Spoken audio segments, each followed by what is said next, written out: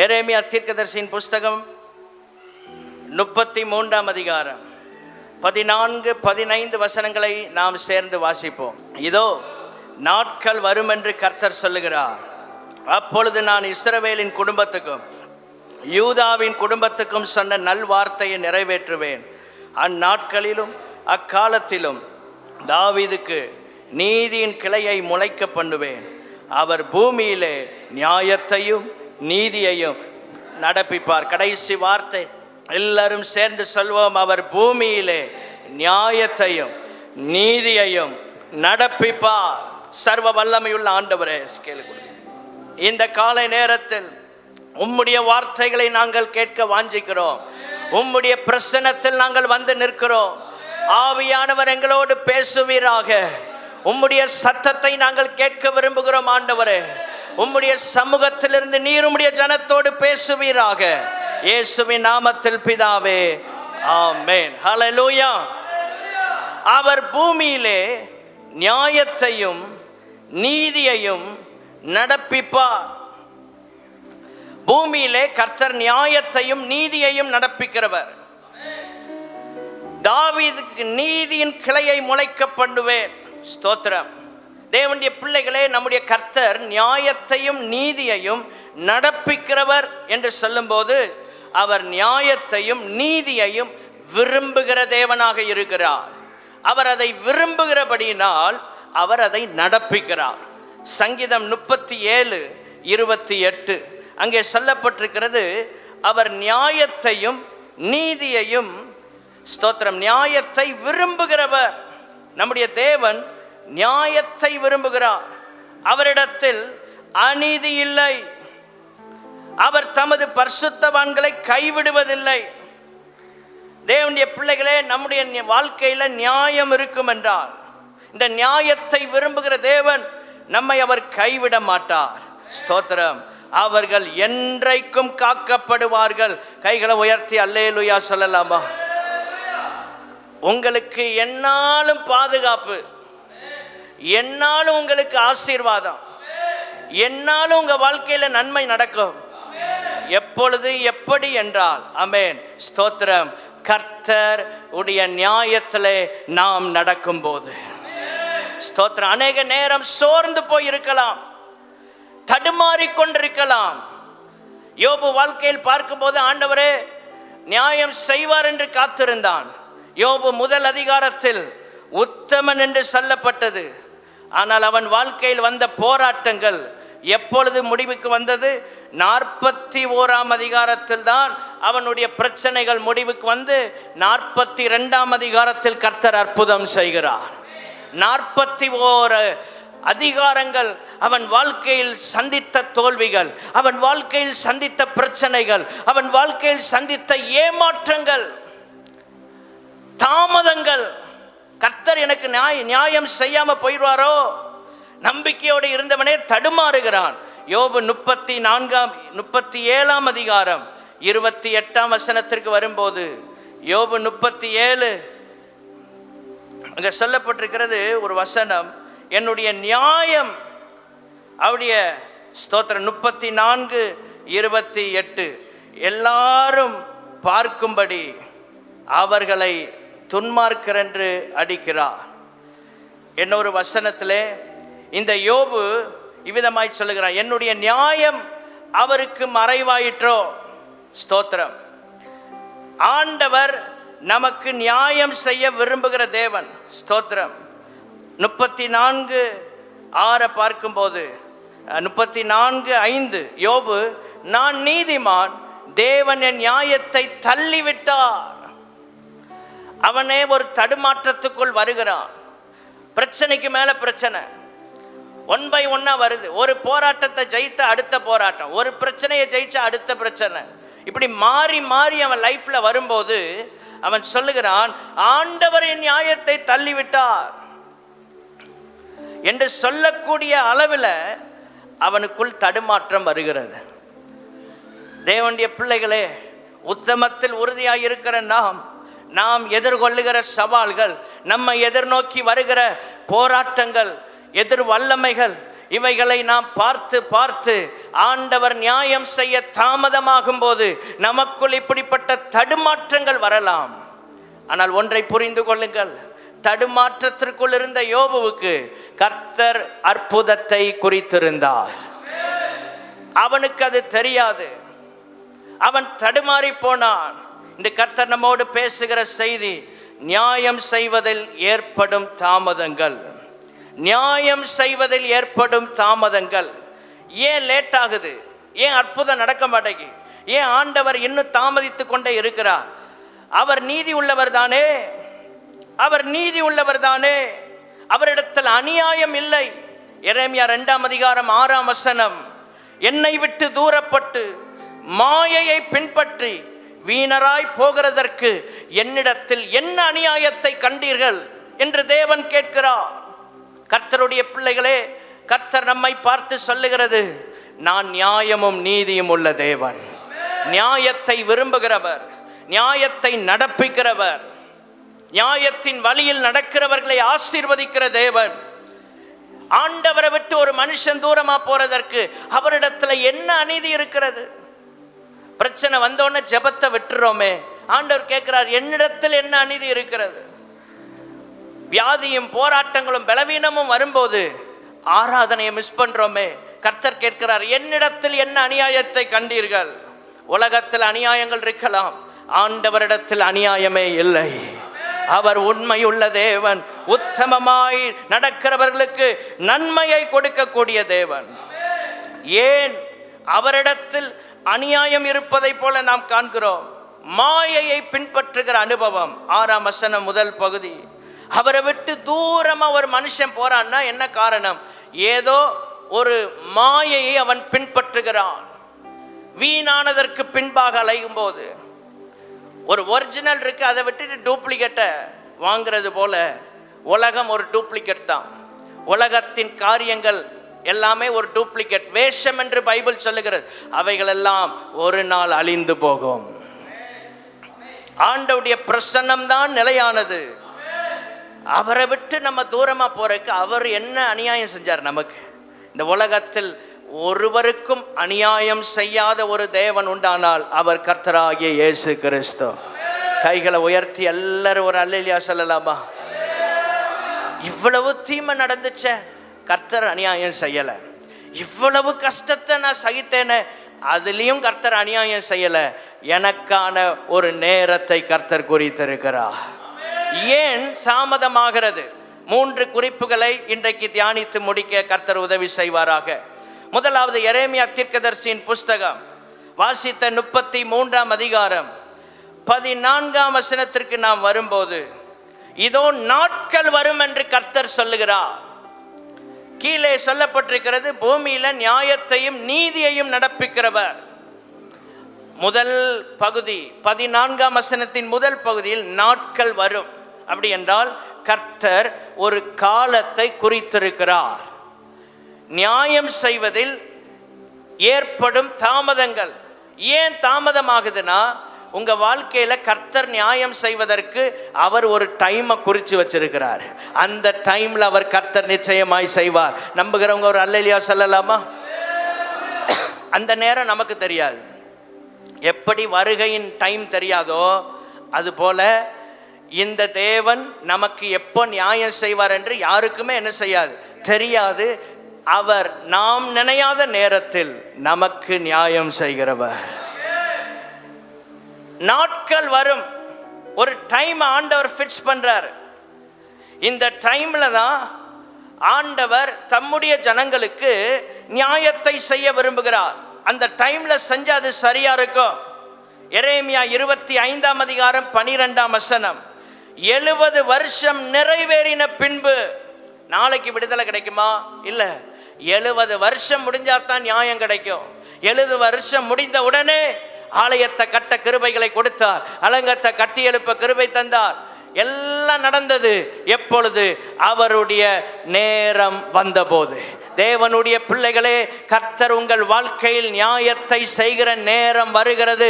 அந்த நேரத்தில் அவர் உங்கள் வாழ்க்கையில் சகலவற்றையும் பரிபூர்ணமாய் அற்புதமாய் செய்து முடிப்பார். நம்பினால் கை உயர்த்தி ஒரு ஆமென் சொல்லலாமா? தேவனுடைய பிள்ளைகளே, அந்த டைம் வர காத்திருக்கணும். அந்த நேரத்திற்காய் நாம் தேவ சமூகத்தில் பொறுமையோடு இருக்க வேண்டும். ஆண்டவர் எல்லா காரியங்களையும் நேர்த்தியா செய்தார். 430 வருஷம் அடிமைத்தனம் முடிந்த அன்று இரவே கர்த்தர் இஸ்ரவேல் ஜனங்களுக்கு நியாயம் செய்தார். ஒரே நைட்ல நியாயம் செய்ய கர்த்தரால முடியும். எத்தனை பேர் விசுவாசிக்கிறீங்க? 430 வருஷ பிரச்சனைக்கு, 430 வருஷ போராட்டத்திற்கு ஒரு இரவுல நியாயம் செய்த தேவன் உங்கள் வாழ்க்கையின் எல்லா பிரச்சனைக்கும் எத்தனை பேர் விசுவாசிக்கிறீங்க? ஒரு இரவு போதும், கர்த்தர் எனக்கு நியாயம் செய்ய முடியும். அல்லேலூயா. ஆண்டவருடைய வார்த்தையை விசுவாசத்தோட கேளுங்க. ஒரு இரவு போதும், ஆண்டவர் உங்களுக்கு நியாயம் செய்வார். ஆண்டவர் உங்களுக்கு நியாயம் செய்வார். 1,85,000 பேரை ஒரே நாள் இரவுல ஒரு தூதன் அனுப்பி சங்கரித்து தம்முடைய ஜனங்களுக்கு கர்த்தர் அந்த இரவுல நியாயம் கிடைக்க பண்ணினார். ஒரு தூதனை அனுப்புனா போதும், நியாயம் கிடைச்சிரும். ஆண்டவரே, கைகளை உயர்த்தி சொல்லுங்க, என் வாழ்க்கையில ஒரு தூதனை நீங்க அனுப்புனா போதும், பல நாட்கள் பல வருடங்கள் பிரச்சனைக்கு நியாயம் உம்மிடத்தில் கிடைக்கும். ஆமே, ஸ்தோத்திரம். ஒரு தூதன் வந்து நியாயம் செய்தான். ஆண்டவரால முடியும். எல்லா கோள்களும் கர்த்தருடைய சந்நிதியில் வைக்கப்பட்டது. 12 கோள்கள் இருக்கிறது. பெரிய பிரச்சனை, லீடர்ஷிப்பை கொஸ்டின் பண்ற பிரச்சனை. ஆரோனும் மோசையும் என்ன செய்யன்னு தெரியல. ஆண்டவர் சொன்னார், எல்லாரும் குடும்பத்திற்கு ஒரு கோல் தேவ சந்நிதியில் வைக்கப்பட வேண்டும். கொண்டு வச்சாங்க. ஒரே நாள் இரவுல கர்த்தர் தாம் அபிஷேகம் பண்ணின தேவ மனுஷனுக்காக நியாயம் செய்தார். உங்க மேல கர்த்தர் அபிஷேகம் இருக்குங்க. உங்களுக்கு நியாயம் செய்ய ஆண்டவருடைய பிரசன்னம் தான் தேவை. ஒரு நாள் இரவுல நியாயம் செய்ய முடியும் அவரால். எங்கெல்லாம் ஓடுறீங்க, யாரெல்லாம் பார்க்குறீங்க, ஒன்றுமே நடக்காதுங்க. ஒன்றுமே நடக்காது. ஸ்தோத்திரம். ஒன்றுமே நடக்காது. நம்ம நினைச்சதை செய்யவே முடியாது. அதுவும் ஊழியத்தில் இருக்கிறோம் பாருங்க, நம்ம நினைக்கிறது ஒன்றுமே நடக்காது. அதான் ஊழியம். ஆனால் கர்த்தர் தான் எல்லாத்தையும் செய்ய முடியும். உங்கள் வாழ்க்கையில் எத்தனை பேர் சொல்ல முடியும்? ஆமென். ஆண்டவருடைய பிரசன்னத்துக்குள்ளே வந்து பாருங்க. 12 கோள்களும் வந்தது. கர்த்தர் நியாயம் செய்தார். பெரிய ஒரு காரியத்தையும் செய்யல். ஆண்டவர் செஞ்சது அவர் பிரசன்னத்திலிருந்து செஞ்சார். பிரச்சனை, போராட்டம் உங்களை அழுத்தும் போது, மன அழுத்தங்கள் உங்கள் லைஃப்பில் வரும்போது ஆண்டவருடைய பிரசன்னத்துக்குள்ளே மட்டும் வந்துருங்க. வேற எங்கேயும் ஓட வேண்டாம். முழங்கால் படியிட்டு ஆண்டவருடைய ஆலயத்தில் அவருடைய பிரசன்னத்தில் நில்லுங்க. கர்த்தர் உங்களுக்கு நியாயம் செய்வார். ஆண்டவர் ஒரு நேரத்தை குறித்திருந்தார். அதோடு அந்த பிரச்சனை முடிவுக்கு வந்தது. அதற்கு பிற்பாடு அந்த ஆரோனுடைய ஊழியத்தில், மோசையின் ஊழியத்தில் அந்த பிரச்சனை வரவில்லை. ஆண்டவர் குறித்த அந்த நேரத்தில் அவருடைய பிரசன்னத்திற்குள் அந்த கோள்கள் வந்தபோது கர்த்தர் அவர் தெரிந்தெடுத்த மனுஷனுக்காக நியாயம் செய்தார். உங்களை சுற்றி உலக மனிதர்கள் எவ்வளோ பேர் இருக்கிறாங்க. எத்தனையோ ஆண்டவரை அறியாத ஜனங்கள் இருக்கலாம். ஆனால் அவர்களுக்கு முன்பாக கர்த்தர் உங்களுக்கு நியாயம் செய்ய வேண்டும் என்றால் நீங்கள் அவருடைய பிரசன்னத்திற்குள் இருக்க கர்த்தர் கிருபை தருவாராக. வெளியே இருந்த கோலுக்கு கர்த்தர் நியாயம் செய்யல. பிரசன்னத்துக்குள்ள, சந்நிதிக்குள்ள வைக்கப்பட்ட கோலுக்கு கர்த்தர் நியாயம் செய்தார். தேவனுடைய பிள்ளைகளே, தேவ பிரசன்னத்துக்கு வெளியே இருந்தா நியாயம் செய்ய கர்த்தரால முடியாது. அவருடைய பிரசன்னத்துக்கு உள்ள வந்து ஆராதிச்சு பாட்டு பாடி நல்ல கைத்தட்டி விடுதலையை பெற்று வசனத்தை கேட்கிற உங்களுக்கு கர்த்தர் நியாயம் செய்வார். விசுவாசித்தால் ஒரு ஆமென். ஸ்தோத்திரம். தேவனுடைய பிள்ளைகளே, எத்தனையோ இடங்களில் ஆண்டவர் சரியான நேரத்தில் சரியான காரியத்தை செய்து முடிக்க கர்த்தரால் முடியும். ஹல்லேலூயா, ஸ்தோத்திரம். எஸ்தரின் புஸ்தகம் 6ஆம் அதிகாரம் 3ஆம் வசனத்திற்கு வரும்போது திடீரென்று ராஜாவுக்கு தூக்கம் வரவில்லை. ராஜாவுக்கு தூக்கம் வரல. ராஜாவுக்கு தூக்கம் வரல. ஏதோ என்டர்டைன்மெண்ட்டுக்கு என்னென்ன காரியங்களை செஞ்சிருக்கலாம். டான்ஸ் ஆடுறதுக்கு கொஞ்சம் பேரை கொண்டு வந்திருக்கலாம். பாட்டு பாடுறதுக்கு கலைஞர்களை கொண்டு வந்திருக்கலாம். அல்லது புலவர்களை கொண்டு வந்து இவனை புகழ்ந்து பேச சொல்லி இருக்கலாம். அந்த நேரத்தில் எதையுமே செய்யலை. சரியான டைமில் ஆண்டவர் தம்முடைய தம்மால் தெரிந்து கொள்ளப்பட்ட தமக்கு பயந்து நடக்கிற ஒரு மனுஷனுக்கு கர்த்தர் செய்த நியாயத்தை பாருங்கள். ஆமான் இவனுக்கு தூக்கு மரத்தை செய்து விட்டு வருகிறான். எஸ்தர் 5ஆம் அதிகாரம் 14ஆம் வசனத்தின் கடைசி பகுதி சொல்லுகிறது, ஆமானுக்கு இந்த காரியம் ஆமானுக்கு நன்றாய் கண்டதினால் தூக்கு மரத்தை செய்தான். 5ஆம் வசனத்தின் கடைசி பகுதியில் இந்த மொர்தெகாய்க்கு விரோதமாக அவனுக்கு ஸ்தோத்திரம் பாதகமான ஒரு சூழ்நிலையில் இந்த அதிகாரம் முடிகிறது. ஆனால் அடுத்த அதிகாரத்தின் ஆரம்பம் இந்த மொர்தெகாய்க்கு சாதகமாக கர்த்தர் ஒன்றை செய்ய ஆரம்பிக்கிறார். ஒரு இரவு உங்க வாழ்க்கையில உங்களுக்கு பாதகமான ஒரு இரவா முடியலாம். அடுத்த நாள் விடியும் போது ஆண்டவர் உங்களுக்கு சாதகமா சில காரியங்களை மாற்றி அமைப்பார். ஒரே அதிகாரத்தில் ஆண்டவர் சரித்திரத்தை மாற்ற முடிந்தது. சொல்ல போனா பைபிள் ஒவ்வொரு வசனங்களா பின்பாகத்தான் பிரித்தார்கள். அதெல்லாம் நமக்கு வேதாம கல்லூரியில் கற்றுக்கொள்கிறோம். ஸ்தோத்திரம். ஆனால் இதெல்லாம் அது வரைக்கும் அதிகாரங்களாக பிரிக்கப்படலை, வசனங்களாக பிரிக்கப்படாமல் தான் இருந்துச்சு. அப்போ பாருங்க, அடுத்த வசனம் கூட சொல்லலாம். ஒரு வசனத்தின் முடிவு தேவ பிள்ளைக்கு விரோதமாக சத்துரு போடுற ஒரு திட்டம். அடுத்த வசனத்தின் துவக்கம் அந்த தேவ பிள்ளையை கர்த்தர் உயர்த்துவதற்காக போட்டிருக்கிற ஒரு திட்டம். கைகளை உயர்த்தி அல்லேலூயா சொல்லாமா? சத்துரு உங்களுக்கு எதிராக ஒரு பிளான் பண்ணா ஆண்டவர் உங்களை உயர்த்துவதற்கு அடுத்து ஒரு பிளானை வச்சிருப்பார். நம்புறவங்க மட்டும் கை தட்டி இந்த காலை நேரத்தில் ஆண்டவர் மகிமைப்படுத்தலாமா? ஆமென். எனக்கு எதிராக ஒரு திட்டத்தை சத்துரு வைப்பான் என்றால் என்ன உயர்த்துறதுக்கு கர்த்தர் ஒரு திட்டத்தை வைத்திருப்பா. நம்பினால் ஒரு அல்லேலூயா. ஒரு பக்கத்தில் சத்துரு உங்களை இருட்டடிப்பு செய்து வியாதி பலவீனத்தை கொண்டு வந்து உங்களை முடக்குவதற்கு ஒரு திட்டத்தை வைத்திருப்பான் என்றால் அடுத்த நிலையில் கர்த்தர் உங்களை சுகப்படுத்த உங்களை விடுதலையாக்க அவர் ஒரு திட்டத்தை வைத்திருக்கிறார். அல்லேலூயா. செய்த உதவிக்கு பலன் கிடைக்கவில்லை. எவ்வளவு வேதனையான ஒரு அனுபவம். ராஜ அரண்மனையில் வேலை செய்யறான், ஒரு கவர்மெண்ட் ஸ்டாஃப்னு வச்சுக்கலாம், அரசாங்கத்தின் உத்தியோகம், வருமானம் வருது.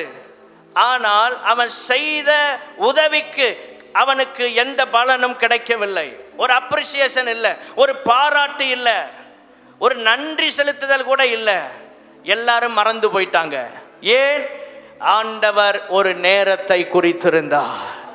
எவ்வளோ செஞ்சிருக்கிறப்பா, இவங்கெல்லாம் மறந்துட்டாங்களே, ஒரு பாராட்டு இல்லை, ஒரு நன்றி கூட, ஒரு தேங்க்ஸ் கூட சொல்லலையே என்று ஒரு வேதனையோடு ஆதங்கத்தில் இருப்பீர்கள் என்றால் கர்த்தர் உங்களை பார்த்து சொல்லுகிறார், மறந்தது அவர்கள் அல்ல, நான் குறித்த ஒரு நேரம் வருகிறது, அப்பொழுது எல்லாம் பரிபூர்ணமாய் நிறைவேறும்.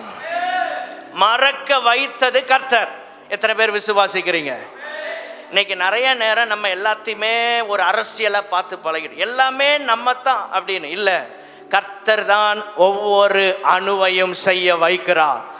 நம்ம பாடுறோம்ல, நீரன்றி அணுவேதும் அசையாதையா, அவர் அனுமதி இல்லாம ஒன்றும் நடக்காதுங்க. எத்தனை பேர் விசுவாசிக்கிறீங்க? இதை மட்டும் புரிஞ்சுக்கிட்டீங்கன்னா கிறிஸ்தவ வாழ்க்கையில சந்தோஷமா இருக்கலாம். எது இருந்தாலும் இல்லட்டாலும் பரவாயில்ல, நான் கர்த்தரை ஆராதிக்கிறேன், என் தேவன் எனக்கு நன்மை மாத்திரமே செய்வார். கடந்த வாரம் செகண்ட் சர்வீஸ்ல சொன்னேன், ரோமர் 8:28, அன்றியுடைய தீர்மானத்தின்படி அழைக்கப்பட்டவர்களாய் தேவனிடத்தில் அன்பு கூறுகிறவர்களுக்கு சகலமும் நன்மைக்கு எதுவாக நடக்கிறது என்று அறிந்திருக்கிறோம். நல்லதே நடக்குங்கிறது உலகம். நல்லதுப்பா, நல்லதா நடக்கும் உனக்கு அப்படிம்பாங்க. ஆண்டவர் சொல்றாரு, நல்லதே நடக்கும்னு பைபிள் சொல்லல, நன்மைக்கு ஏதுவாக நடக்கும் என்று கர்த்தர் சொல்லுகிறார். ரெண்டுக்குரிய வித்தியாசத்தை புரிந்து கொள்ளணும். நல்லதே நடக்குங்கிறது உலகம்.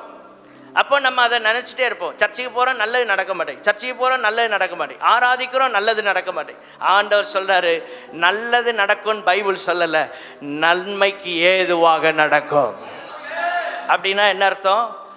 கஷ்டம் வரும், பிரச்சனை வரும், தீமை வரும், அது எல்லாம் ஒரு நாள் நன்மைக்கு ஏதுவாகத்தான் இருக்கும். எத்தனை பேர் விசுவாசிக்கிறீங்க?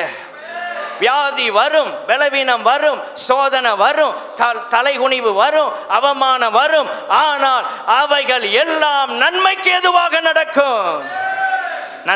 நம்பிக்கையோடு ஒரு அல்லேலூயா சொல்லலாமா? மறந்து போனார்கள், ராத்திரி தூக்கம் வரல. எதையா செஞ்சிருக்கலாம் ராஜா, எவ்வளவு அவனுக்கு வாய்ப்புகள் இருந்தது. ஸ்தோத்திரம், மிகப்பெரிய ராஜா. ஸ்தோத்திரம். ஆனால் அவன் செய்த காரியம் என்ன? 127 நாடுகளை அரசாண்ட அகாஸ்வேரு ராஜா. எவ்வளவு பெரிய மன்னர் பாருங்க, 127 நாடுகள். அப்படிப்பட்ட ஒரு அரசன் அவன் சொல்றான், நடபடி புஸ்தகத்தை கொண்டு வர சொன்னான். யார் அவனுடைய மைண்ட்ல அந்த காரியத்தை உணர்த்தினது? தேவன். ஆமென். சில நேரம் நம்மளே எல்லாம் செஞ்சிடலாம். இதெல்லாம் நம்ம செஞ்சாதான், இப்படி செஞ்சாதான் இது நடக்கும், இப்படி செஞ்சனால தான் இப்படி நடந்திருக்கு. இல்ல, எல்லாம் செய்கிறவர் கர்த்தர். நமக்கு மேல சர்வ அதிகாரம் படைத்த ஒரு தேவன் இருக்கிறார். நமக்குள்ள இருக்கிறவர் சகல அதிகாரம் உள்ள தேவன். நடபடி புஸ்தகத்தை கொண்டு வாங்க. கொண்டு வந்து வாசித்தால் அங்க சொல்லப்பட்டிருக்கிறது, வாசல் காவலாளிகள்ல 2 பேர், பிக்தானும் தேரேசும், அகாசுவேர் ராஜாவை கொல்றதுக்கு பிளான் பண்ணி இருக்கிறாங்க. ஸ்தோத்திரம். அது மொர்தேகாய் அந்த செய்தி அறிவிக்கிறான். மொர்தேகாய் தான் ராஜாவை பாதுகாத்திருக்கிறான். ஆனா இதுவரைக்கும் அவனுக்கு ஒரு நன்றி செலுத்தலை, அவனுக்கு ஒரு பாராட்டு இல்லை, ஒண்ணுமே இல்லை. அவன் அதை எதிர்பார்க்கவும் இல்லை. ஒன்றை சொல்லட்டுமா? நாம் கர்த்தருக்காக நிற்கும் போது, நாம் ஆண்டவருக்காக செய்த எல்லாவற்றுக்கும் இம்மையிலும் ஒரு நாள் டைமை குறித்து பலனை தருவார், மறுமையிலும் பல மடங்கு ஆசீர்வாதத்தை தருவார். நம்புகிறவங்க மட்டும் கை உயர்த்தி அல்லேலூயா சொல்லலாமா? இம்மையிலும் அவர் செய்வதற்கு ஒரு நேரம் அவரால் குறிக்கப்பட்டிருக்கிறது. இந்த டைமை ஃபிக்ஸ் பண்ணது நாம் அல்ல, மொர்தேகாய் ஃபிக்ஸ் பண்ணல, ராஜா ஃபிக்ஸ் பண்ணல, பரலோகம் ஃபிக்ஸ் பண்ணி இருக்கிறது.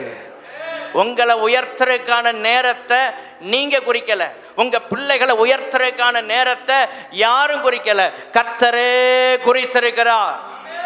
ஹல்லேலூயா. கொஞ்ச காலம் வாழ போறோம், டென்ஷனே இல்லாம, ஸ்ட்ரெஸ் இல்லாம.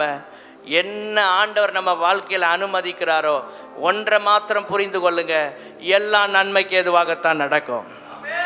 இதை மட்டும் ஆழமா இருத்திட்டு ஓடுங்க, உங்களை அசைக்க எவராலும் முடியாது. எத்தனை சேனை எதிர்த்தாலும் கர்த்தருக்குள் நீங்க தைரியமா இருப்பீங்க. ஆண்டவர் உங்க பட்சத்தில் இருப்பார். போராட்டங்களை கண்டு சோர்ந்து போகாதீங்க. ராஜா மொர்தேகாய்க்கு கனமும் மேன்மை செய்யப்பட்டதா கேட்டபோது ஊழியக்காரர் சொல்றாங்க, ஒன்றும் செய்யப்படவில்லை. 3ஆம் வசனத்தின் கடைசி பகுதி, அந்த வார்த்தையை ரொம்ப ஆழமா ஆண்டவர் என்னோடு இடைப்பட்டார். ஒன்றும் செய்யப்படவில்லை. என் வாழ்க்கையில் நான் ஆண்டவருக்காக வாழ்ந்த வாழ்க்கைக்கு பலன் ஒன்றும் கிடைக்கவில்லை. என்னுடைய தியாகம், அர்ப்பணம், ஜெபங்கள், இதுக்கு ஒரு பலனும் இல்லையா, இதுவரைக்கும் இல்லை. யார் சொல்ற? மொர்தேகாய் இல்லை. மொர்தேகாய்க்காக கர்த்தர் ஒரு ஊழியக்காரனை உள்ள எழுப்பினார். கைகளை உயர்த்தி அல்லேலூயா சொல்லுங்க. நமக்காக எந்த இடத்துல யாரை எழுப்பி பேச வைக்கணுமோ அவரால் முடியும். ஹல்லேலூயா. யோசேப்பாவது பானபாத்திரக்காரன் தலைவன்கிட்ட போய் சொல்லி அனுப்புறான், ராஜாவை பார்க்கும்போது கொஞ்சம் கொஞ்சம் நம்ம விஷயத்தை, நம்ம மேட்ரை சால்வ் பண்ணி விடுங்க. சிலர் சொல்லுவாங்கல்ல, நம்ம விஷயத்தை கொஞ்சம் பார்த்து செய்யுங்க, அட்ஜஸ்ட் பண்ணுங்க, அப்படி சொல்லி விட்டான். அதுவும் நடக்கலை. ஆனால் மொர்தேகாய் சொல்லியும் விடலை, கேட்டும் கேட்கவும் இல்லை. கர்த்தரே அவனுக்கு அற்புதம் செய்கிறார். தேவனுடைய பிள்ளைகளை அவர் குறித்த நேரத்தில் மொர்தேகாயை உயர்த்துறதுக்கு, மொர்தேகாய்க்கு பலனை கொடுக்க ராஜாவுக்கு தூக்கத்தை கெடுத்துட்டார். உங்களை ஆசீர்வதிக்க, உங்களை உயர்த்த ஆண்டவருடைய நேரம் வரும்போது யாருடைய தூக்கம் எல்லாம் கெடுமோ தெரியாது. அவ்வளவு பேர் தூக்கத்தை ஆண்டவர் கெடுத்து உங்களுக்கு அற்புதம் செய்ய அவரால் முடியும். கைகளை உயர்த்தி அல்லேலூயா.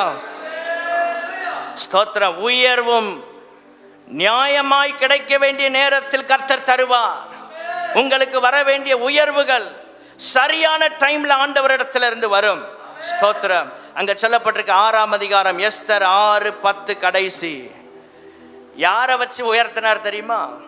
5ஆம் அதிகாரம் 14ஆம் வசனத்தில் மொர்தேகாய்க்கு அகைன்ஸ்டா பிளான் பண்ண அந்த ஆமான வைத்து ஆண்டவர் போட்டார ஒரு பிளான் இவனை உயர்த்துறதுக்கு. அந்த பிளானை யாரை வச்சு நிறைவேற்றார்னா ஆமான வச்சு நிறைவேற்றார். கைகளை உயர்த்தி அல்லேலூயா சொல்லுங்க.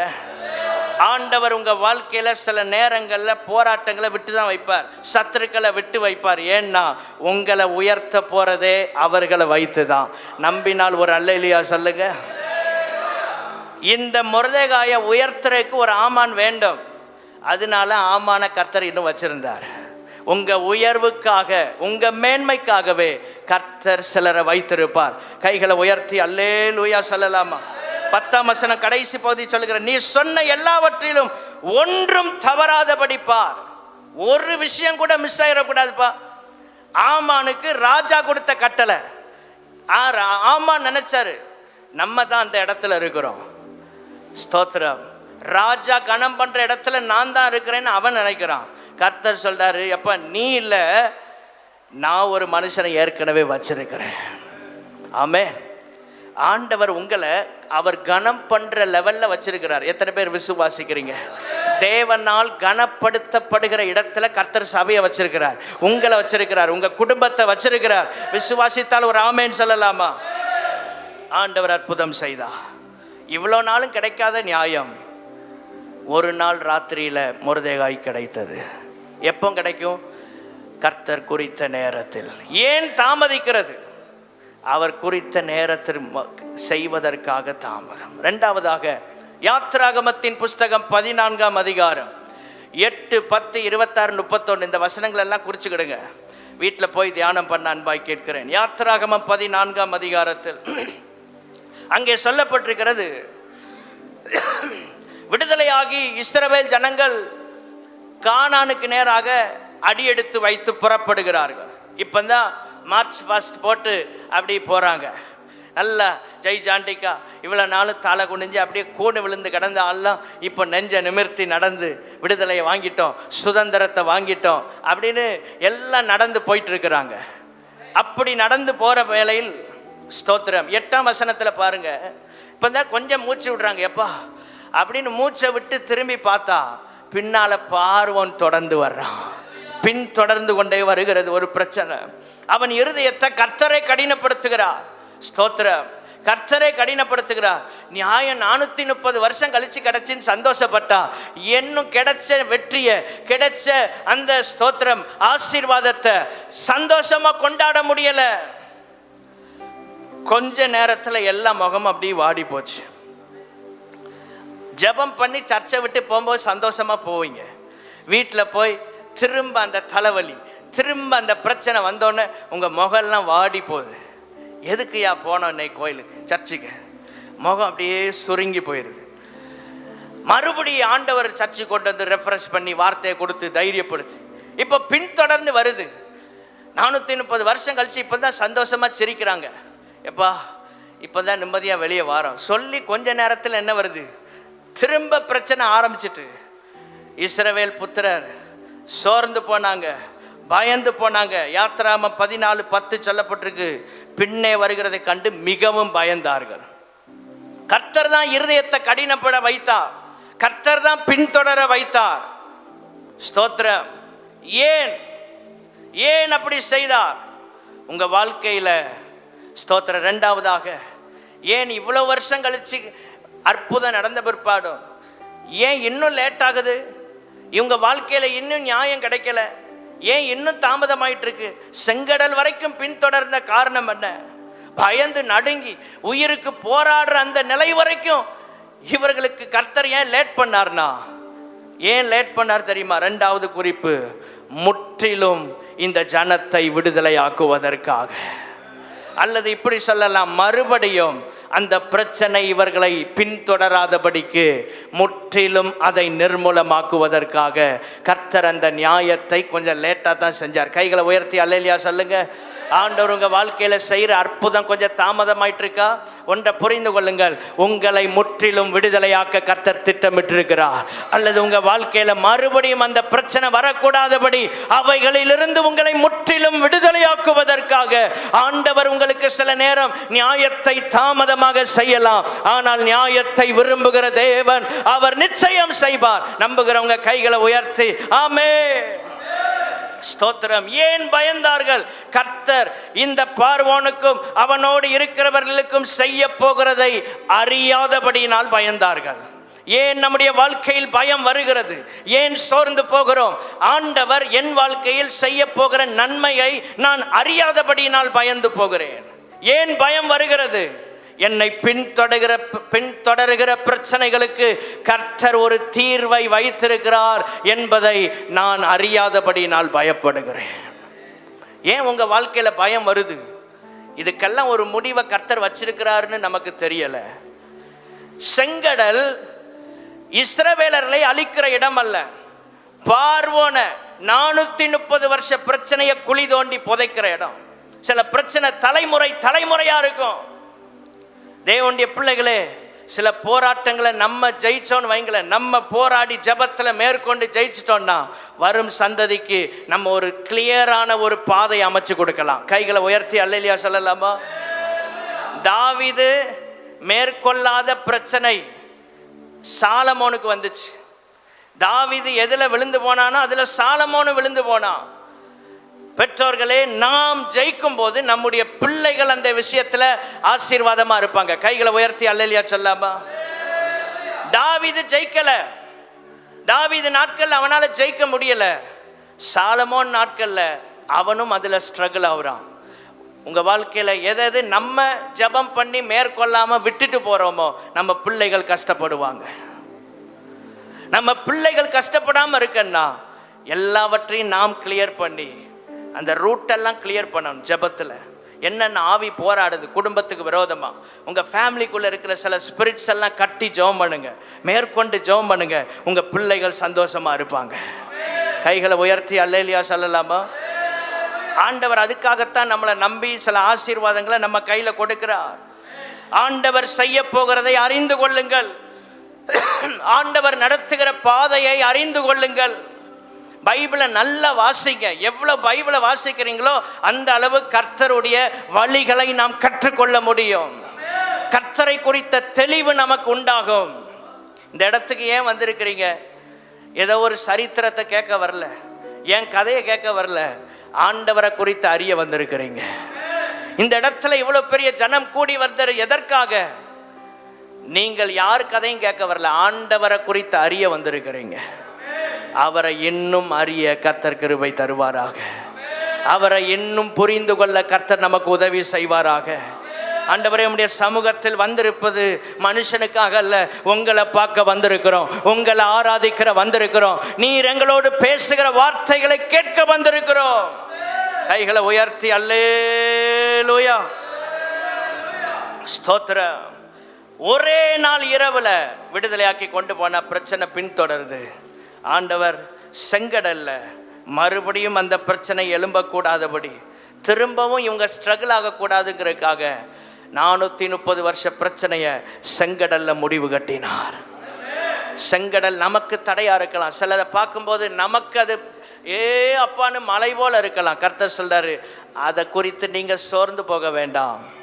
பின்தொடர்கிற பிரச்சனைகளை அழிப்பதற்காகத்தான் உங்களை கூட இந்த வழியா நான் நடத்துகிறேன். இன்னொரு விதத்தில் பார்க்க வேண்டும் என்றால், செங்கடல் வழியா நடத்தாம வேறு வழியா கர்த்தர் நடத்தல. ஒன்று யுத்தத்தை கண்டு சோர்ந்து போவாங்க. இன்னொரு விதத்தில் நாம் பார்க்கும்போது இந்த பின்தொடர்கிற பிரச்சனையை பழி வாங்குறதுக்கு ஆண்டவர் செலக்ட் பண்ண இடம் செங்கடல். ஆமென்.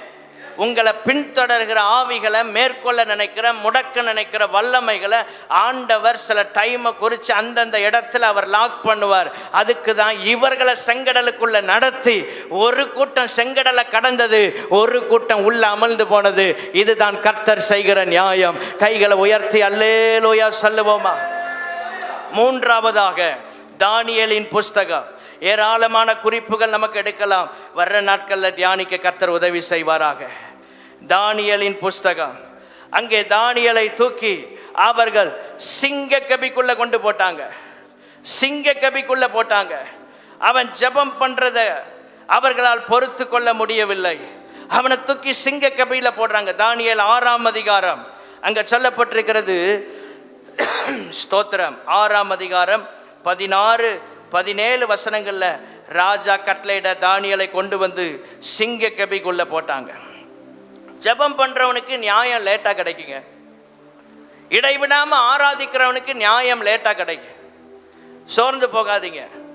தானியேல் 6ஆம் அதிகாரம் 10ஆம் வசனத்தில் சொல்லப்பட்டிருக்கு. முழங்கால் படிட்டு ஜெபம் பண்ற ஒரு தேவ மனுஷன், முழங்கால்ல நிற்கிற மனுஷனுக்கு கூட லேட்டா கிடைக்கும். எருசலேமுக்காக ஜெபம் பண்ணி ஆலயத்தை கட்டணுமே அப்படின்னு ஜெபம் பண்ணான் தானியேல். அவன் ஜெபங்கள் எல்லாம் லேட்டா தான் கேட்கப்படுது. முன் செய்து வந்தபடியே எவ்வளவு பிரச்சனை. இவனை லாக் பண்றதுக்கு தான் ஒரு சட்டமே அங்க பிறப்பிக்கிறாங்க, நல்லா தெரியும் தானியேலுக்கு. ஆனாலும் அவன் ஜெபத்தை விடல. உங்க ஆவிக்குரிய வாழ்க்கையின் ஸ்டாண்டர்டு எதுல இருக்குன்னா, நீங்க எப்படி கர்த்தரை ஆராதிக்கிறீங்க என்பதை பொறுத்து தான். எல்லா சூழ்நிலையிலும் எப்படி ஜெபம் பண்றீங்க என்பதை பொறுத்து, சபையோடு எவ்வளவு நெருக்கமா இருக்கிறீங்க என்பதை பொறுத்து உங்க ஆவிக்குரிய வாழ்க்கை தீர்மானிக்கப்படுகிறது. ஜெபம் பண்ணி ஸ்தோத்திரம் செலுத்துகிறான், ஜெபம் பண்ணிட்டே இருக்கிறான். நியாயம் கிடைக்கும் கிடைக்கும், ஸ்தோத்திரம். சட்டத்தை மாற்றி எழுதிடலாம ஜெபத்தை கேட்டு, ஒண்ணுமே கர்த்தர் செய்யல. சிங்க கபிக்குள்ள வாசல் போயிட்டான். இப்பமாவது நியாயம் செய்வாரா ஆண்டவர்? உள்ள தூக்கி போட்டா கதை முடிஞ்சு. பரவாயில்ல, முழங்கால நிற்கிற மனுஷன் சிங்கத்தை கண்டு பயப்பட மாட்டான். தேவனுடைய பிள்ளைகளை, நீங்க முழங்கால நின்று ஜெபிக்கிறவங்களா இருந்தா சிங்கத்தை கண்டும் பயப்பட வேண்டிய அவசியம் இல்லை.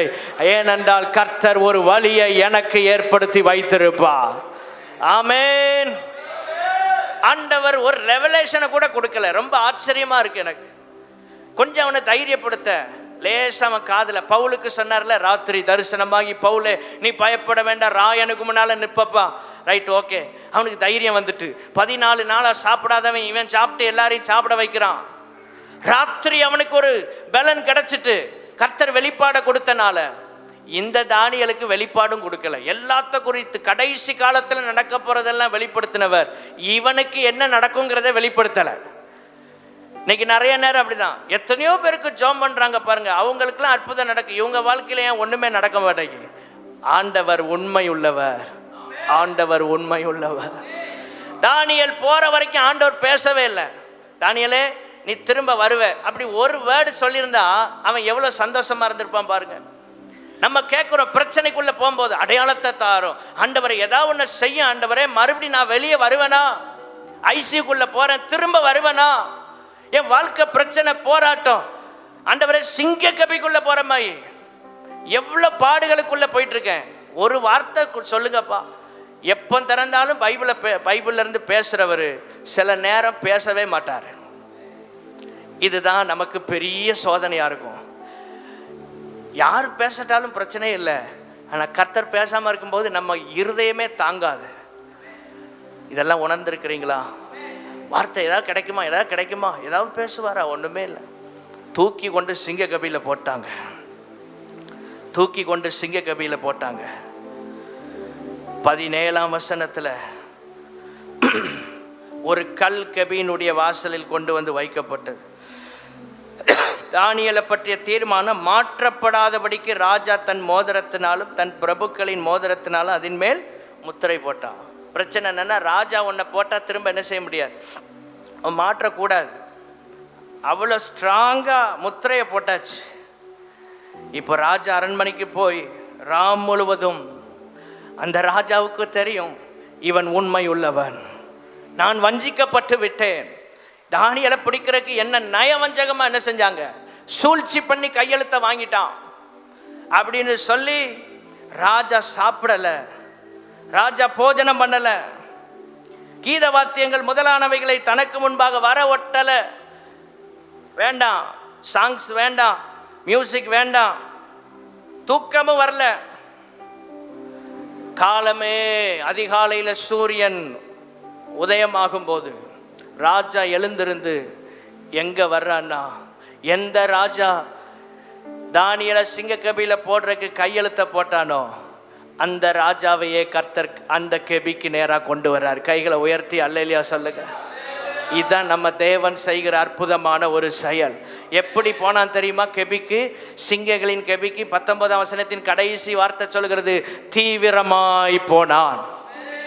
ஆமென், அல்லேலூயா, ஸ்தோத்திரம். தீவிரமாய் போனான். ஏன் இவன் வாழ்க்கையில நியாயம் தாமதமாய் கிடைத்ததென்றால், ஆராதிக்கிற தேவ மனுஷனை, ஆமென், ஸ்தோத்திரம். ஆராதிக்கிற ஒரு தேவ மனுஷனுக்கு ஆண்டவர் எப்படி நியாயம் செய்கிறார் என்பதை உலகத்துக்கு காண்பிப்பதற்காக. கைகளை உயர்த்தி அல்லேலூயா சொல்லுங்க. இன்னொரு விதத்தில் சொல்லன்னா, ஆராதிக்கிற ஒரு தேவ மனுஷனை எதுவும் ஜெயிக்க முடியாது என்பதை காட்டுவதற்காக ஆண்டவர் சிங்கத்துக்குள்ள அனுப்பி உயிரோட வெளியே கொண்டு வந்தார். கைகளை உயர்த்தி அல்லேலூயா சொல்லுங்க. சிங்க கெபிக்குள்ள போகாம இருக்கிறது ஒரு அற்புதம் தான். அதை விட பெரிய அற்புதம் என்னன்னா, சிங்க கெபிக்குள்ளே போயிட்டு வெளியே வந்தான் பாருங்க, அதுதான் மிகப்பெரிய அற்புதம். இவ்வளவு போராட்டம், இவ்வளவு கஷ்டம், இவ்வளவு நெருக்கடி, இதுக்குள்ள கர்த்தரையை அனுப்புறார்னா, ஆராதிக்கிற ஒரு தேவ மனுஷன் மேல் இருக்கிற அபிஷேகத்தையும், ஆராதிக்கிற ஒரு தேவ பிள்ளையின் மேல் இருக்கிற கிருபையும் தேசம் காண வேண்டும். இனி வரக்கூடிய நாட்களில் எத்தனை பேர் விசுவாசிக்கிறீங்க? இந்த சபையில் ஆராதிக்கிற எங்களை குறித்து தேசத்தில் ஒரு சாட்சி சொல்லப்பட வேண்டும். கைகளை உயர்த்தி அல்லேலூயா. அரசாங்கத்தில் இருக்கிறவர்கள் சொல்லணும். 20ஆம் வசனத்தில் சொன்னது போல, இந்த கிறிஸ்தவர்கள், இவர்கள் ஜீவனுள்ள தேவனுடைய தாசர்கள், இவர்கள் இடைவிடாமல் ஆராதிக்கிற இவர்களுடைய தேவன் இவர்களை சிங்கங்களுக்கு விலக்கி பாதுகாத்தார் என்று ராஜாக்கள் சொல்லக்கூடிய அளவில் கர்த்தர் நம்முடைய வாழ்க்கையில் அற்புதங்களை செய்வாராக. இருக்கிற இடத்தில் எல்லாரும் எழுந்து நின்று